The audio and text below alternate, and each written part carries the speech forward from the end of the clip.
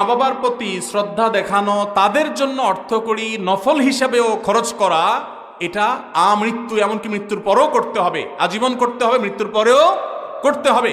স্ত্রীর সাথে তো যতদিন বৈবাহিক সম্পর্ক থাকে ততদিন, বৈবাহিক সম্পর্ক না থাকলে তখন আর তার ভরণ পোষণ আবশ্যক হবে না। অতএব এটা দেখে কেউ আবার এটা মনে করেন না যে ইসলাম কি মা বাবার উপর স্ত্রীকে অগ্রাধিকার দিয়েছে কিনা, মোটেই না।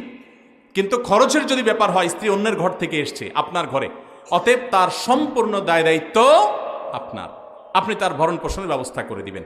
বিধায় মা বাবা তাদের জন্য খরচ করবেন, যদি তাদের টান থাকে, যা আছে তাদের না হয়, তখন আপনার উপরে কর্তব্য হবে তাদের জন্য খরচ করা।